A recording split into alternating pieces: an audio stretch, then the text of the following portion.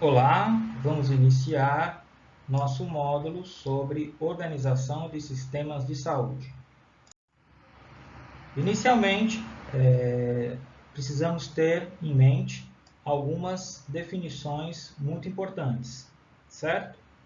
Bom, para nós compreendermos o que é um sistema de saúde, certo? Bom, primeiro precisamos compreender que o sistema de saúde ele é um conjunto de atividades que tem um propósito.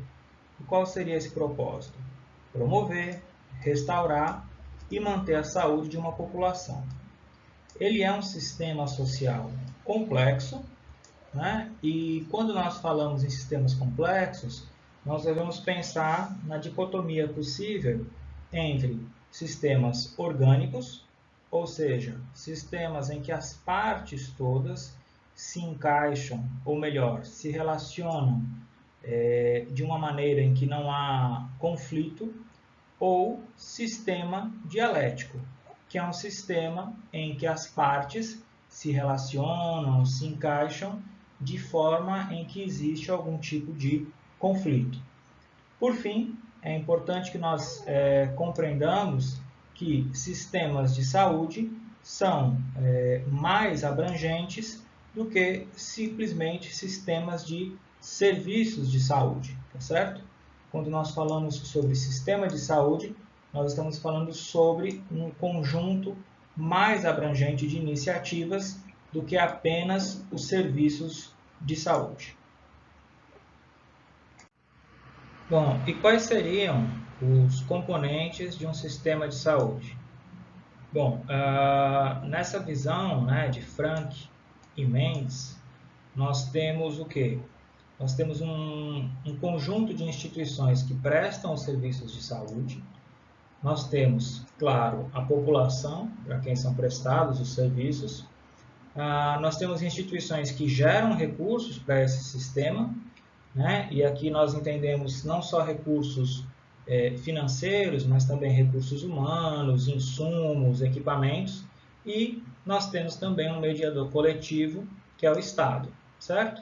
Então, o sistema de saúde, ele seria o quê? Ele seria o funcionamento de todas essas peças, né? E essas peças todas teriam como propósito melhoria da qualidade de vida de uma população, principalmente naquilo que se refere à saúde. Bom, e quais seriam os pressupostos dos sistemas de saúde, né? E também quais seriam seus objetivos? O primeiro pressuposto é que a saúde é algo importante, ou seja, que a saúde ela tem um valor intrínseco. O segundo pressuposto é o quê? É que os serviços de saúde eles têm valor para manter a saúde, ou seja, que os serviços de saúde são capazes de manter ou melhorar ou promover a saúde de uma população, certo? Então, esses são os nossos dois pressupostos.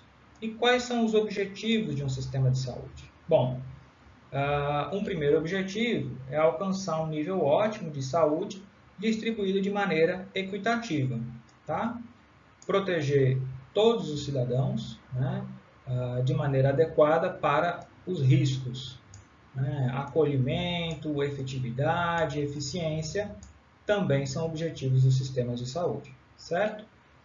São frases, né, que parecem bastante óbvias, mas quando nós vamos ter uma discussão mais profunda sobre, por exemplo, o que é esse nível ótimo de saúde, ou o que é equitativo, nós acabamos de descobrir que, na verdade, esses objetivos não são nada simples. Na verdade, eles são perpassados por um conjunto muito grande de disputas políticas, disputas de valores e disputas mesmo de compreensão sobre qual o papel do Estado, né, sua relação com a sociedade e como organizar o mundo, né, ou pelo menos tentar organizar o mundo para que as pessoas tenham uma vida melhor, uma vida com mais qualidade. Bom, e nós já falamos um pouco sobre as definições, os objetivos, e agora vamos falar sobre as funções dos sistemas de saúde, quais são as macrofunções.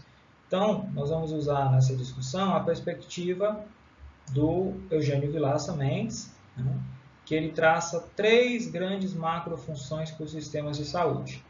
A macrofunção financiamento, a macrofunção regulação e a macrofunção prestação de serviços de saúde. E agora, no decorrer dessa apresentação, nós vamos esmiuçar cada um desses tipos diferentes, né, ou melhor, cada uma dessas macrofunções dos sistemas de saúde. Bom, inicialmente a primeira das macrofunções, regulação, certo? Então nós temos alguns tipos diferentes de regulação. Claro que quando a gente fala nessa palavra, né, quando a gente evoca esse termo, a primeira coisa que vem à nossa cabeça é uma central de regulação, definindo quais seriam os leitos para um dado conjunto de pacientes, né, quem teria prioridade ou não, onde internar as pessoas. Mas, de fato, dentro de um sistema de saúde, regulação é muito mais do que isso, tá? De fato, nós temos várias maneiras de fazer a regulação e esse é um conceito muito abrangente. De fato, se nós fôssemos pensar o significado mais profundo de regulação, ele estaria associado a um conjunto de quê? A um conjunto de normas, né? A um conjunto de normas que definem quais papéis cada um dos atores devem desempenhar, certo? Um tipo de regulação muito comum, né? De fato, nós vamos ver que os sistemas de saúde eles têm vários tipos de regulação que funcionam simultaneamente. Mas um tipo muito comum de regulação é a regulação estatal, em que é o próprio Estado que desempenha um papel normativo, né? Então, por exemplo, quando o Ministério da Saúde ou uma Secretaria de Saúde baixa uma dada norma, né, por meio de uma portaria ou por meio de algum outro tipo de legislação, a gente tem, né, o Estado desempenhando esse papel normativo dentro da regulação, tá certo? Existe uma outra possibilidade de regulação, que é a autorregulação.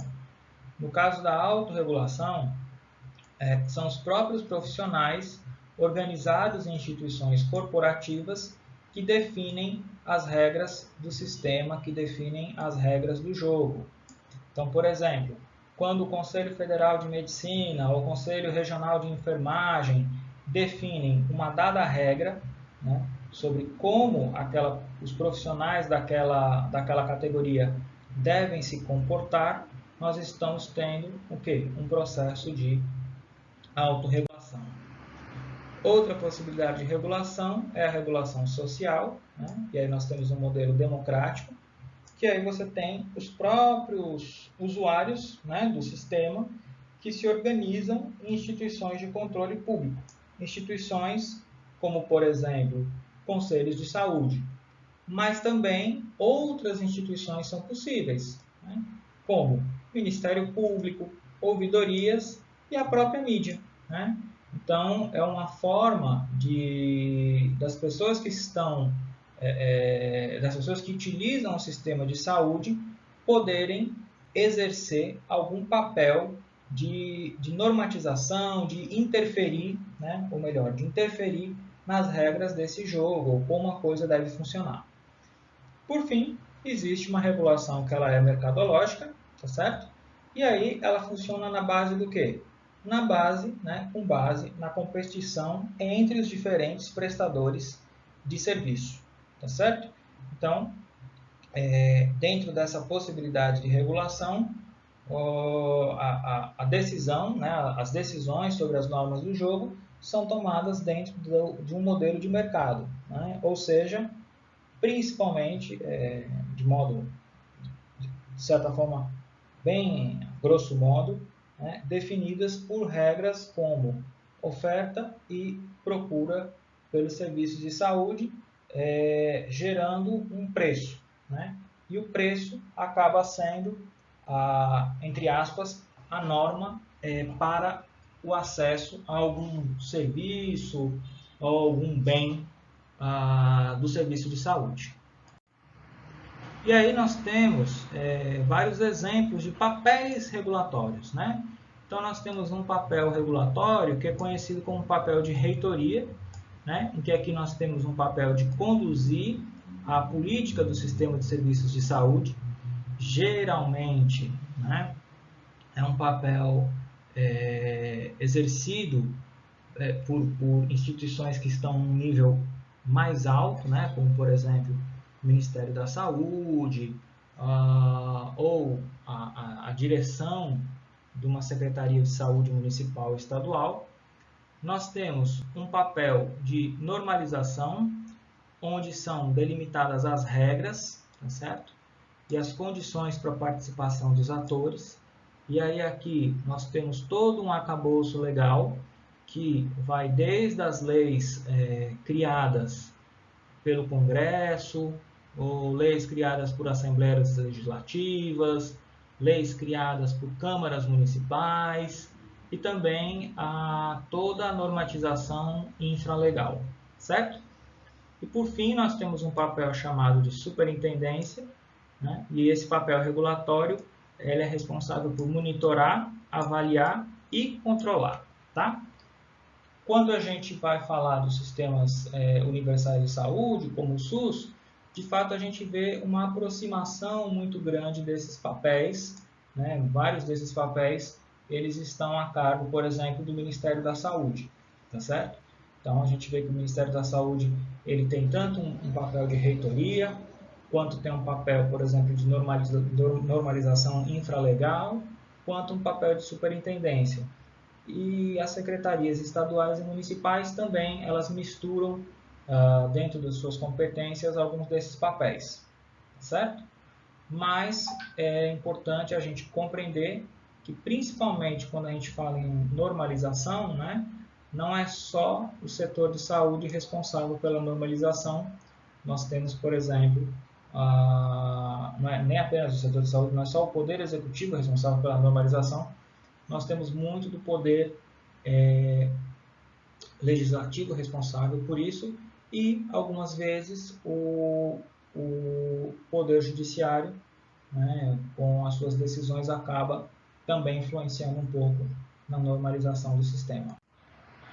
Bom, e quais são as funções regulatórias? São diversas, tá certo? Que vão desde a condução política, planejamento, comunicação, análise de situação, avaliação, desenvolvimento científico, vigilância, auditoria, desenvolvimento de recursos, normalização dos processos de trabalho, tá certo? Então, são inúmeras as funções que podem ser chamadas de funções regulatórias. Ou seja, a gente acaba observando que dentro de um sistema de saúde, tudo aquilo que se relaciona com as regras do jogo, ou seja, como as coisas devem funcionar e o acompanhamento disso, né, está dentro dessa macrofunção chamada de macrofunção regulatória. Bom, vamos agora partir para uma segunda macrofunção, que é a macrofunção financiamento, certo? Então, a ideia do financiamento é o quê? É mobilizar, acumular e distribuir recursos financeiros, ou seja, existe um papel extrativo, um papel acumulativo e um papel alocativo. Então, a ideia é captar esses recursos, né, juntar esses recursos num fundo, né, e, posteriormente, aplicar os recursos, tá certo? E aí você pode ter vários tipos diferentes de fontes, né, desde fontes primárias, como famílias, indivíduos, empresas, né, que são fontes que desembolsam diretamente os valores, até fontes secundárias, né, como o governo e fontes externas. Lembrando que, por exemplo, o governo é uma fonte secundária, porque o governo, geralmente, ele não tem o papel de gerar renda, mas muito mais um papel de distribuir essa renda, diferente de famílias, indivíduos ou empresas que são entes que geram renda, tá certo? Quando a gente fala em fontes externas, a gente está falando muito de financiamento externo, como Banco Mundial, a Organização Mundial de Saúde, né, que estão fora do país, então também não geram renda para dentro do país. E o que é que seria um financiamento de boa qualidade? Bom, seria um financiamento equitativo, né, um financiamento que incentive a eficiência e a qualidade e que induz os serviços a funcionarem da melhor maneira possível, melhorando o nível de vida de uma dada população. Ou seja, né, em resumo, é muito difícil a gente conceber um financiamento em saúde em qualidade, dada a dificuldade de nós conseguirmos unir todas essas características em uma única maneira de criar o financiamento, tá certo? Ou de se pensar o financiamento em saúde. Principalmente, por quê? Porque quando a gente pensa em financiamento, né, quando a gente pensa em incentivos financeiros, a gente deve sempre compreender que as pessoas e as instituições, elas respondem a incentivos, tá certo? E a partir do momento que elas respondem a incentivos, elas não são apenas passivas, né? Então, de acordo com as regras definidas, né, lá pela função de regulação sobre o financiamento, eu vou ter diferentes reações de prestadores, de usuários, né, de pessoas que são que participam desse jogo, né? E as decisões das pessoas vão depender muito das regras, tá certo? E as decisões das pessoas vão buscar maximizar sempre os seus benefícios, os seus lucros, diante das regras existentes. Portanto, é muito difícil a gente conceber um financiamento ideal. Vou falar um pouco sobre o papel extrativo do financiamento, né? E é um papel que trata muito da mobilização dos recursos, e isso pode ser de várias formas, tá? Então, nós temos aqui desde formas públicas, né? Como, por exemplo, impostos, taxas e contribuições, até formas privadas, né? Como, por exemplo, os prêmios que são pagos no caso de seguradoras de saúde ou planos de saúde, e o desembolso direto, quando a pessoa adquire diretamente um serviço de saúde pagando do seu bolso, tá certo? É importante a gente pensar o quê? Que quando a gente organiza o financiamento de maneira progressiva, o que acontece? Acontece que aqueles que têm maior renda acabam pagando mais. Por exemplo, no caso dos impostos, né? Então, digamos que nós temos duas pessoas que precisam de um serviço de saúde que é financiado por impostos sobre a renda. Uma pessoa tem a renda de R$1.000 e outra pessoa tem a renda de R$100.000, certo? Nós temos um imposto, digamos, fixo de 10% sobre a renda. Para a pessoa que ganha uma renda de R$1.000, ela contribui com R$100. Para a pessoa que ganha R$100.000, ela contribui com R$10.000. Então, para o mesmo serviço, dada a progressividade do imposto, né? Ou melhor, para o mesmo serviço, devido ao valor, né, ser o mesmo proporcionalmente, mas o valor vai ser diferente quando nós pensarmos em números absolutos. Então, a pessoa que, por exemplo, contribui, né, com R$100 por mês por conta dos seus impostos, ou seja, 10% de uma renda de R$1.000, vai ter acesso ao mesmo serviço que uma pessoa que contribui com R$10.000 por mês, portanto, 10% de uma renda de R$100.000, tá certo? Então, essas duas pessoas, né, embora paguem impostos que são proporcionalmente iguais, os valores absolutos vão ser diferentes, né? Quem ganha mais, paga mais, quem ganha menos, paga menos, tá certo? E olha que nós demos o exemplo de imposto sobre a renda, que não é um imposto muito bem pensado, né? Porque cobra a mesma proporção de quem ganha menos e quem ganha mais. Mas se nós tivéssemos, por exemplo, um imposto sobre a renda que crescesse essa proporção conforme maior fosse a renda, essa característica de progressividade ia aumentar, né? O que é mais, de certa forma, eficiente. Diferente do caso do desembolso direto, em que há uma regressividade. Por exemplo, Uma pessoa que ganha R$1.000 vai pagar uma consulta médica de R$100, isso representa 10% de sua renda.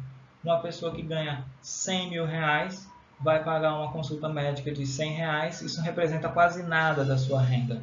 Então, o desembolso direto acaba, de certa forma, sendo menos equitativo, menos justo, né?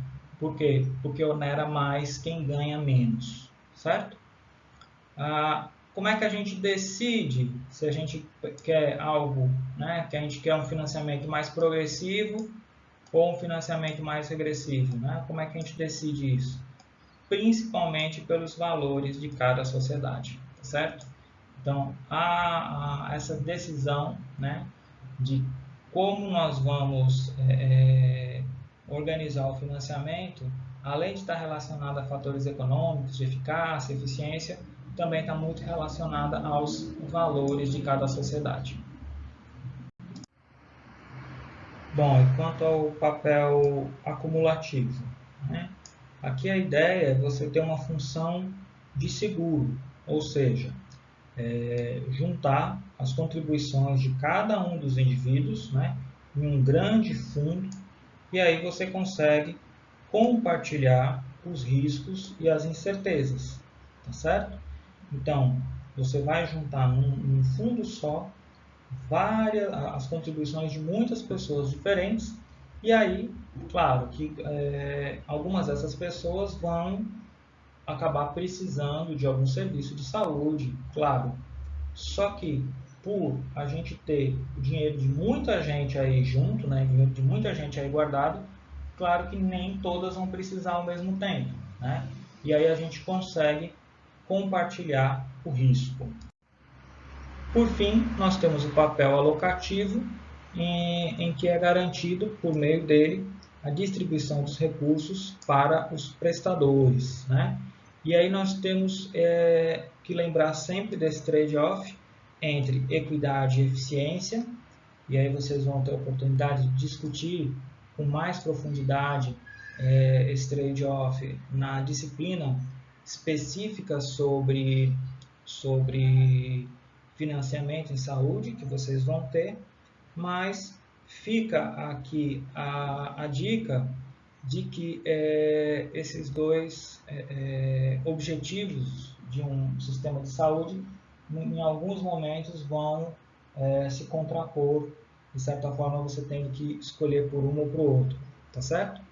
Importante a gente lembrar que há muitas possibilidades de financiamento.